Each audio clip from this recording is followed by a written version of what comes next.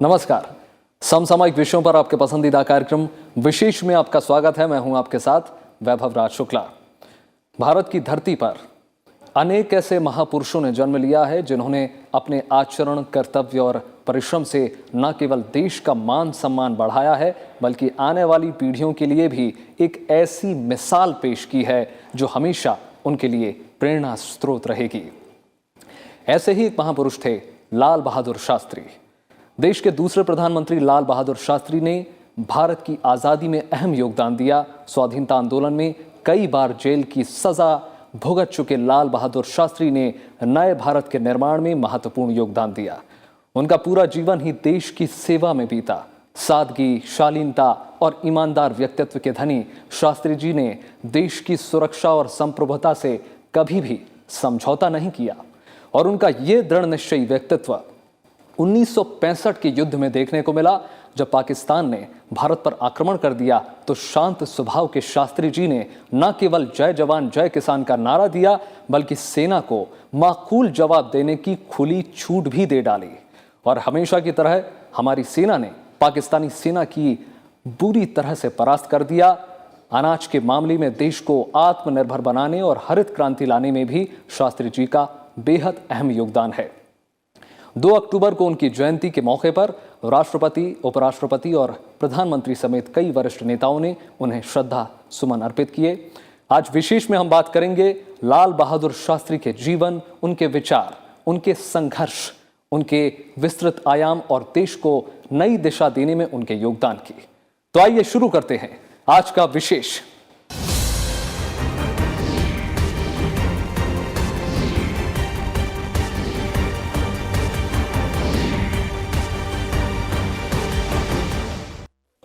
बेहद ईमानदार, दृढ़ संकल्प के धनी, शुद्ध आचरण, महान परिश्रमी और ऊंचे आदर्शों में पूरी आस्था रखने वाले निरंतर सजग व्यक्तित्व का ही नाम है लाल बहादुर शास्त्री। व्यक्तिगत जीवन से लेकर राजनीतिक जीवन और भारत के प्रधानमंत्री के तौर पर जिस दृढ़ता और विश्वास के साथ उन्होंने अपने कर्तव्यों का निर्वहन किया वो इतिहास में अमर हो गया।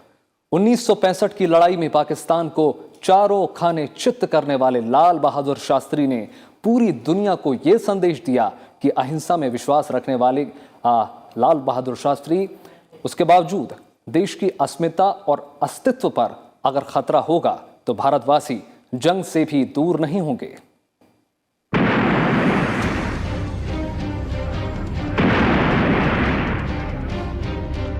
आजादी के बाद जब कांग्रेस सत्ता में आई उससे पहले ही राष्ट्रीय संग्राम के नेता विनम्र और दृढ़ निश्चयी लाल बहादुर शास्त्री के महत्व को समझ चुके थे। आजादी के बाद 1952, 1957 और 1962 में हुए आम चुनावों में पार्टी की निर्णायक और जबरदस्त सफलता में उनकी सांगठनिक प्रतिभा और चीजों को नजदीक से परखने की उनकी अद्भुत क्षमता से लोग वाकिफ हो चुके थे। लाल बहादुर शास्त्री खुद के बारे में स्वयं कहते थे, शायद मेरे लंबाई में छोटे होने और नम्र होने के कारण लोगों को लगता है कि मैं बहुत दृढ़ नहीं हूं। यद्यपि शारीरिक रूप से मैं मजबूत नहीं हूं, लेकिन मुझे लगता है कि मैं आंतरिक रूप से इतना कमजोर भी नहीं हूं। और उन्होंने इस बात को 1965 में हुए भारत पाकिस्तान युद्ध के दौरान सिद्ध भी कर दिया, जब भारत ने पाकिस्तान को करारी मात दी।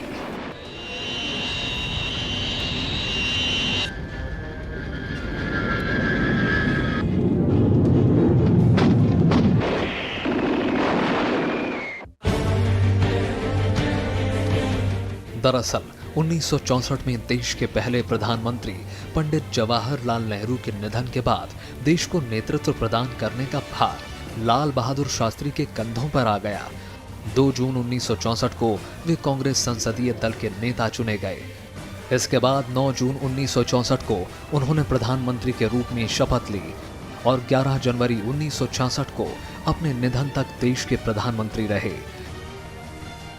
प्रधानमंत्री के तौर पर 18 माह की छोटी सी अवधि के दौरान उन्हें अनेक समस्याओं और चुनौतियों का सामना करना पड़ा, लेकिन बिना विचलित हुए अपनी सूझबूझ से न केवल उनका समाधान ढूंढा बल्कि एक नई इबारत लिख दी।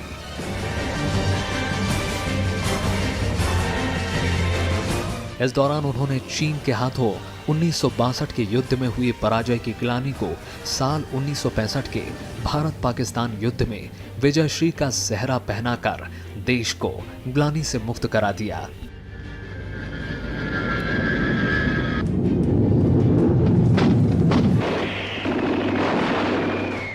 बासठ के बाद मगर लोगों को लगा कि भारत लड़ नहीं पाएगा, इतना अच्छा लड़ा कि कम से कम अच्छा पाकिस्तान फौज के साथ उस समय अमेरिका के लेटेस्ट टेक्नोलॉजीज थी, बंदूक थे, उनके टैंक हमारे टैंक के बहुत अच्छे थे, उनके प्लेन जेट्स थे, हमारे स्लो प्लेन्स थे।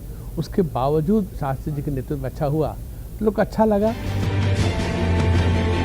दरअसल बंटवारे के बाद से ही पाकिस्तान भारत के खिलाफ बुरी नजर रखता है और जब 1962 की लड़ाई में भारत चीन से हार गया तब पाकिस्तान को ये भ्रम हो गया कि भारतीय सेना के हौसले पस्त हैं। उस वक्त पाकिस्तान ने अपने हजारों सैनिकों के साथ भारत पर हमला कर दिया। पाकिस्तान ने इस ऑपरेशन को ऑपरेशन जिब्राल्टर नाम दिया।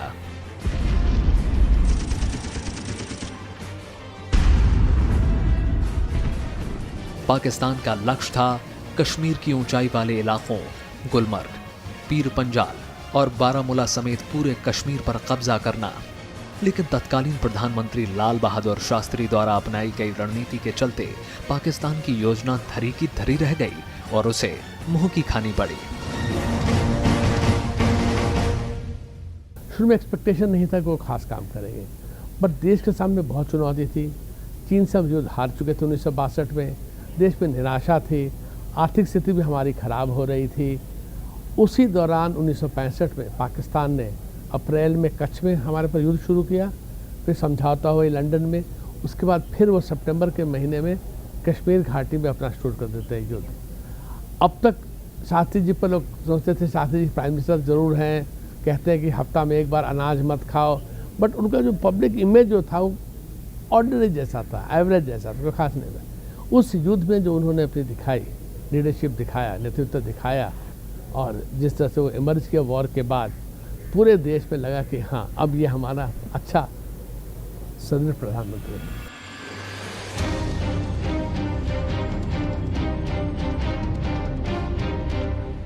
जय जवान जय किसान का नारा देने वाले तत्कालीन प्रधानमंत्री लाल बहादुर शास्त्री ने ऐसे वक्त में जवानों की हौसला अफजाई में कोई कोर कसर नहीं छोड़ी। उन्होंने सेना को खुली छूट दे दी कि सीमा के पार अपनी कार्रवाई को अंजाम दे। शास्त्री जी के इस आदेश के बाद भारतीय सेना अंतर्राष्ट्रीय सीमा को पार कर गई और पाकिस्तान में घुसकर दो तरफा हमला किया। शास्त्री जी के इस फैसले ने पाक सेना को हैरत में डाल दिया और इसी कारण उसे छाब अखूनर सेक्टर से अपनी सेना को हटाकर लाहौर और सियालकोट तक ही सीमित रखना पड़ा। इस मौके पर 15 अगस्त 1965 को लाल किले की प्राचीर से दी गई उनके भाषण के दृढ़ निश्चय और मजबूत व्यक्तित्व को बखूबी दर्शाते हैं। अगर तलवार की नोक पर या एटम बम के डर से कोई हमारे देश को झुकाना चाहे, दबाना चाहे, ये देश हमारा दबने वाला नहीं। इस दौरान संयुक्त राष्ट्र संघ ने संघर्ष विराम का प्रस्ताव रखा, जिस पर दोनों देशों ने अपनी सहमति जताई। इसके बाद 10 जनवरी 1966 को ताशकंद समझौता हुआ। समझौते में ये तय हुआ कि दोनों देश अपनी शक्ति का प्रयोग नहीं करेंगे और झगड़ों को शांतिपूर्ण ढंग से हल करेंगे। ताशकंद में ही 11 जनवरी 1966 को लाल बहादुर शास्त्री का निधन हो गया। Bureau report, Rajya Sabha TV. Lal Bahadur Shastri बचपन से ही समाज और देश की प्रगति के बारे में सोचते थे। सामाजिक चेतना के लिए उनकी सोच और उनका खुद का जीवन भी इसके लिए उदाहरण था, जो आज भी करोड़ों भारतीयों के लिए प्रेरणा का स्रोत है। शास्त्री जी ने प्रधानमंत्री के तौर पर देश की कमान ऐसे समय में संभाली जब देश कई तरह की समस्याओं से जूझ रहा था। एक तरफ पाकिस्तान की ओर से सुरक्षा को चुनौती मिल रही थी, तो दूसरी तरफ इतनी बड़ी आबादी के लिए अन्न आपूर्ति भी बड़ी समस्या बन चुकी थी। लेकिन जिस दूरदर्शिता और मजबूत इरादों के साथ शास्त्री जी ने दोनों मोर्चों को संभाला, उसने देश को विकास की राह पर प्रशस्त किया।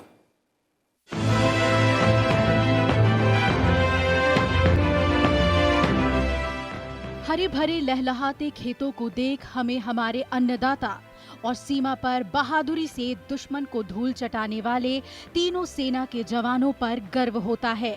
एक राष्ट्र के तौर पर हमारी इस ताकत और उन्नति में पूर्व प्रधानमंत्री लाल बहादुर शास्त्री का बहुत बड़ा योगदान है।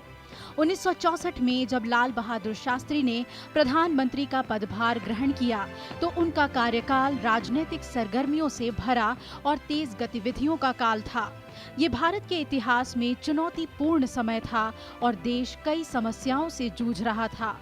देश में खाद्यान्न की कमी थी और पाकिस्तान सुरक्षा के मोर्चे पर समस्या खड़ी कर रहा था। भारत की आर्थिक समस्याओं से प्रभावी ढंग से ना निपट पाने के कारण शास्त्री जी की आलोचना भी हुई, लेकिन वो देश के उस दृढ़ नेता के तौर पर उभरे जिन्होंने अपनी सेना को आत्मविश्वास और जोश से भर पाकिस्तान को सबक सिखाया। सैनिकों के प्रति शास्त्री जी के मन में जो आदर और विश्वास था, उतना ही अपने किसानों के प्रति भी नजर आया। सैनिकों और किसानों को उत्साहित करने के लिए उन्होंने जय जवान जय किसान का नारा दिया। लड़ाई चल रही थी और मैंने जैसे कहा कि अमेरिका ने धमकी दी थी गेहूं नहीं देने की, और शास्त्री जी को बड़ा बुरा लगा और उन्होंने फैसला किया कि हम भूखे रहेंगे लेकिन अमेरिका के सामने हम खाने के लिए हाथ नहीं फैलाएंगे। और एक तरफ बॉर्डर पे हमारे सिपाही अपनी जान की कुर्बानी दे रहे थे। तो उस समय भाषण देते समय अब मैं भी था, लेकिन अब क्या उनके मन में आया, लेकिन अचानक उन्होंने कहा कि मैं आपको एक नारा देना चाहता हूँ और ये नारा मेरे साथ 3 बार लगाइए। और उसी समय उर्वा गांव नाम है, उर्वा गांव में उनकी मीटिंग हुई तो वहाँ पे नारा दिया था जय जवान जय किसान। 60 के दशक में शास्त्री जी ने जय जवान जय किसान का उद्घोष कर देशवासियों से एक वक्त ही भोजन करने की अपील की। उस वक्त भूखमरी और अकाल जैसी समस्याओं के रहते इसका सटीक जवाब किसी को नहीं सूझ रहा था। आबादी के इसी तरह बढ़ते रहने और अनाज की ठहरी हुई पैदावार की दशा में देश का क्या होगा? आजादी के बाद से 1960 तक देश में गेहूं और चावल की पैदावार औसतन प्रति हेक्टेयर 1 मीट्रिक टन पर स्थिर थी, जबकि इस दौरान खेती का रकबा लगातार बढ़ा था। पर्याप्त अनाज नहीं उगा पाने की विवशता में देश जहाजों में लदकर आने वाले अमेरिकी गेहूं का मोहताज बन गया था और शिप टू माउथ जैसा मुहावरा हमारी इकोनॉमी को मुंह चिढ़ा रहा था। जुलाई 1964 में जब सी सुब्रमण्यम देश के खाद्य एवं कृषि मंत्री थे, उन्होंने सिंचाई और खनिज उर्वरकों के साथ ज्यादा पैदावार वाली किस्मों के विस्तार का समर्थन दिया। उस समय प्रधानमंत्री लाल बहादुर शास्त्री ने मैक्सिको से गेहूं के बीजों के आयात को मंजूरी दी और इसे समय की मांग करार दिया। इन सभी प्रयासों के चलते गेहूं का क्षेत्र 1964 में महज 4 हेक्टेयर से बढ़कर 1970 में 40 लाख हेक्टेयर तक पहुंच गया। सन 1968 में हमारे किसानों ने रिकॉर्ड 170 लाख टन गेहूं का उत्पादन किया, जबकि इससे पहले सर्वाधिक 120 लाख टन उत्पादन 1964 में हुआ था। शास्त्री जी के जय किसान के नारे ने किसानों को जोश से भर दिया। एक क्रांति आ गई। पूरे देश के किसानों ने पैदावार और उत्पादन को बढ़ाने के लिए जी तोड़ मेहनत की, जो हरित क्रांति में तब्दील हो गई। शास्त्री जी की दूरदर्शिता का ही नतीजा था कि 1968 में देश की आबादी जब 1947 के मुकाबले करीब 1.5 गुनी हुई, तब गेहूं उत्पादन 3 गुना बढ़ गया और 90 का दशक आते आते देश अनाज उत्पादन में आत्मनिर्भर बन गया। जैसे कहा, भारत में अकाल स्थिति में हम रहते थे, अनाज की कमी होती थी, कृषि में हम पैसा डाले नहीं थे, तो कृषि की तरफ ध्यान देकर सी सुब्रमण्यम फूड मिनिस्टर बने और कृषि की तरफ ध्यान देना, सिंचाई की आवश्यकता है, अच्छे बीजों की आवश्यकता है, फर्टिलाइज़र की आवश्यकता है, वो सब तैयारी उनका शुरू हो गया था। हाँ, उसका फल मिला है उनके मृत्यु के कुछ दिन बाद, फल मिला 65-66 के बाद ही।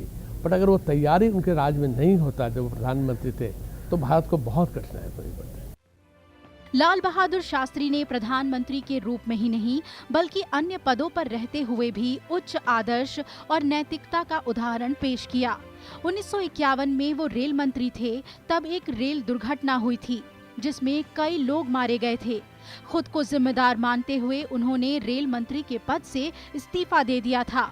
तब के प्रधानमंत्री पंडित नेहरू ने इस घटना पर संसद में बोलते हुए लाल बहादुर शास्त्री के ईमानदारी और उच्च आदर्शों की काफी तारीफ की और कहा कि उन्होंने लाल बहादुर शास्त्री का इस्तीफा इसलिए नहीं स्वीकार किया कि जो कुछ हुआ वो इसके लिए जिम्मेदार हैं, बल्कि इसलिए स्वीकार किया क्योंकि इससे संवैधानिक मर्यादा में एक मिसाल कायम होगी। सामाजिक चेतना के लिए भी शास्त्री जी ने कई उत्कृष्ट कार्य किए और लोगों को जागरूक किया। लाल बहादुर शास्त्री महात्मा गांधी के राजनीतिक शिक्षाओं से काफी प्रभावित थे। महात्मा गांधी की तरह एक बार उन्होंने कहा था कि मेहनत प्रार्थना करने के समान है। उन्होंने देश की एकता पर जोर देते हुए कहा था कि तरक्की के लिए हमें आपस में लड़ने की बजाय गरीबी, बीमारी और अज्ञानता से लड़ना होगा और हमारी ताकत और मजबूती के लिए सबसे जरूरी काम है देश की एकता को स्थापित करना। Bureau report, Rajya Sabha TV. जय जवान जय किसान का नारा देने वाले देश के दूसरे प्रधानमंत्री लाल बहादुर शास्त्री की 115वीं जयंती पूरे देश में मनाई गई। लाल बहादुर शास्त्री का जन्म 2 अक्टूबर 1904 में हुआ था।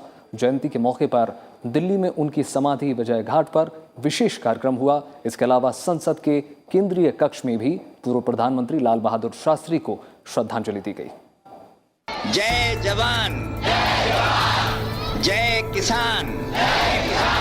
पूर्व प्रधानमंत्री लाल बहादुर शास्त्री एक अनुकरणीय नेता थे। उनके नैतिक मूल्य नम्रता, साहस, सत्यनिष्ठा और दृढ़ संकल्प शक्ति महान थी। लाल बहादुर शास्त्री की जयंती पर उनकी समाधि विजय घाट पर विशेष कार्यक्रम का आयोजन किया गया।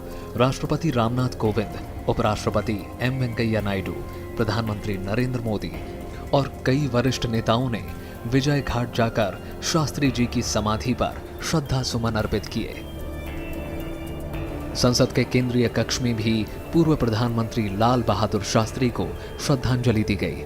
इस मौके पर प्रधानमंत्री नरेंद्र मोदी, लोकसभा अध्यक्ष ओम बिरला और रक्षा मंत्री राजनाथ सिंह समेत कई हस्तियों ने श्रद्धा सुमन अर्पित किए।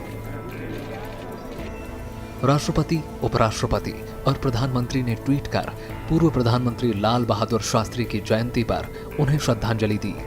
राष्ट्रपति रामनाथ कोविंद ने ट्वीट किया कि वो भारत के एक महान पुत्र थे जिन्होंने हमारे देश की पूरी लगन और समर्पण के साथ सेवा की। उनकी सादगी, सत्यनिष्ठा और साहसिक नेतृत्व आज भी पूरे देश के लिए एक प्रेरणा का स्रोत है।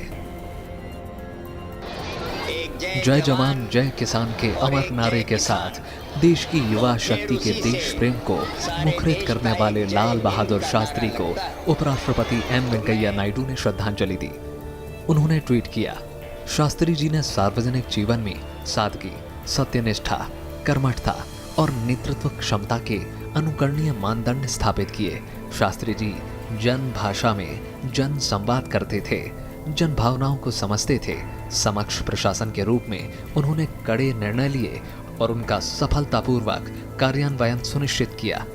उन्होंने जिन नैतिक मूल्यों को स्थापित किया वे आज भी प्रासंगिक हैं और भावी पीढ़ियों के लिए अनुकरणीय रहेंगे। प्रधानमंत्री नरेंद्र मोदी ने लाल बहादुर शास्त्री को श्रद्धांजलि देते हुए ट्विटर पर एक वीडियो संदेश भी जारी किया है। राष्ट्र के प्रति उनकी निस्वार्थ तपस्या का ही प्रतिफल था कि लगभग 1.5 वर्ष के संक्षिप्त कार्यकाल में ये देश के जवानों और किसानों को सफलता के शिखर पर पहुंचने का मंत्र दिया। लाल बहादुर शास्त्री जी खादी के पुराने या कटे फटे वस्त्रों को भी इसलिए सहज कर रखते थे क्योंकि उसमें किसी का परिश्रम छुपा होता है। वे कहते थे, ये सब खादी के कपड़े बड़ी मेहनत से बनाए हैं, इसका एक एक सूत काम आना चाहिए। देश के दूसरे प्रधानमंत्री लाल बहादुर शास्त्री का जन्म 2 अक्टूबर 1904 में उत्तर प्रदेश के मुगल सराय में हुआ था। उनका जीवन संघर्षों से भरा हुआ था। एक गरीब परिवार से निकलकर और सबसे बड़े लोकतंत्र का कुशल नेतृत्व कर शास्त्री जी ने एक मिसाल पेश की। उन्होंने ये दिखा दिया कि अगर इंसान के अंदर आत्मविश्वास हो तो वो कोई भी मंजिल पा सकता है। उनके पिता एक स्कूल शिक्षक थे। लाल बहादुर शास्त्री सिर्फ 1.5 वर्ष के थे तभी उनके पिता का देहांत हो गया था। उनकी मां अपने तीनों बच्चों के साथ अपने पिता के घर जाकर बस गईं। लाल बहादुर शास्त्री को वाराणसी में चाचा के साथ रहने के लिए भेज दिया गया था ताकि वे उच्च विद्यालय की शिक्षा प्राप्त कर सकें। चाहे मौसम कैसा भी हो, वे कई मील की दूरी नंगे पांव से ही तय कर स्कूल जाते थे। उनकी हाई स्कूल और उच्च शिक्षा काशी विद्यापीठ में हुई। यहीं से उनको शास्त्री की उपाधि मिली। संस्कृत में स्नातक होने के बाद शास्त्री जी भारत सेवक संघ में शामिल हो गए। यहीं से उनका राजनीतिक सफर शुरू हुआ। कठिन परिस्थितियों से उनका बचपन बीता, क्योंकि उनके पिता का निधन यानी कि मेरे दादा का निधन हुआ था जब शास्त्री जी केवल 1.5 वर्ष के थे। तो वो अपने बलबूते पे मेरी दादी ने उनको पाला पोसा और बड़ा किया। उन्होंने उत्तीर्ण शिक्षा प्राप्त की और देश की आज़ादी की लड़ाई में उन्होंने हिस्सा लिया महात्मा गांधी के नेतृत्व में, और फिर अंत में जैसा कि हम सब जानते हैं वो भारत के प्रधानमंत्री बने। बड़े होने के साथ ही लाल बहादुर शास्त्री विदेशी तास्ता से आज़ादी के लिए देश के संघर्ष में अधिक रुचि रखने लगे। लाल बहादुर शास्त्री जब सिर्फ 11 वर्ष के थे तब से ही उन्होंने राष्ट्रीय स्तर पर कुछ करने का मन बना लिया था। गांधी जी ने असहयोग आंदोलन में शामिल होने के लिए देशवासियों से आह्वान किया। उस वक्त लाल बहादुर शास्त्री 16 वर्ष के थे। उन्होंने महात्मा गांधी के इस आह्वान पर अपनी पढ़ाई छोड़ देने का निर्णय कर लिया था। 1930 में महात्मा गांधी ने नमक कानून तोड़ते हुए दांडी यात्रा की। इस प्रतीकात्मक संदेश ने पूरे देश में एक तरह की क्रांति ला दी। लाल बहादुर शास्त्री पूरी ऊर्जा के साथ स्वतंत्रता के इस संघर्ष में शामिल हो गए। उन्होंने कई विद्रोही अभियानों का नेतृत्व किया।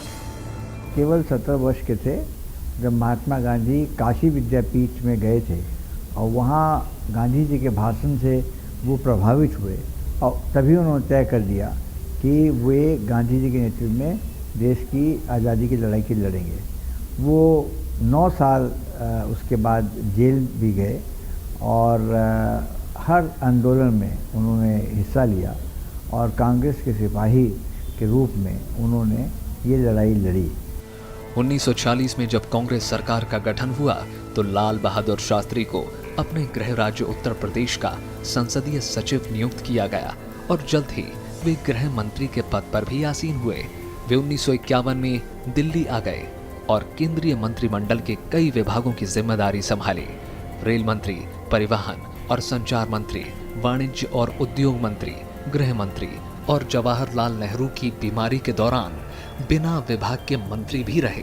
उनके मंत्रालय के कामकाज के दौरान भी वे कांग्रेस पार्टी से संबंधित मामलों को देखते रहे और उसमें उन्होंने अपना भरपूर योगदान दिया। पर एक शिक्षा प्राप्त की उन्होंने और वहाँ से धीरे धीरे बढ़ते बढ़ते राष्ट्रीय आंदोलन में आए, स्वतंत्रता संग्राम में आए, बनारस में, वहाँ से इलाहाबाद से, और जो कहते हैं रियली ग्रास रूट से वो ऊपर बढ़ के बढ़े।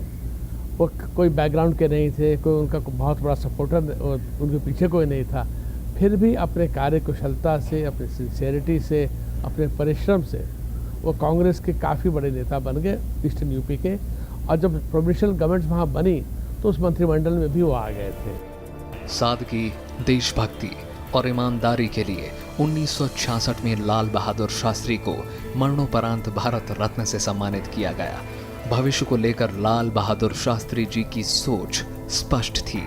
अपने देश की क्षमता पर उनका दृढ़ विश्वास था और वे ये मानते थे कि तमाम बाधाओं के बावजूद देश मजबूत बना रहेगा।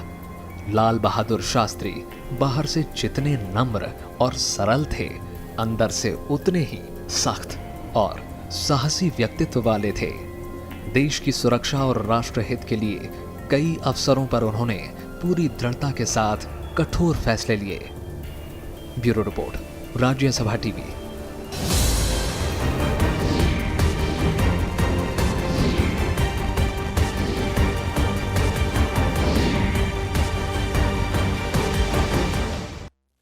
तो आज के विशेष में इतना ही।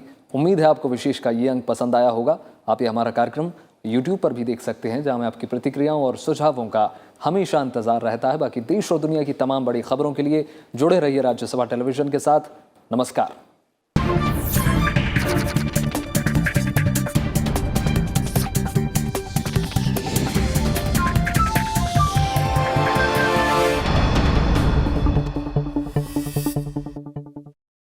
देखिए मेरे साथ देश देशांतर रात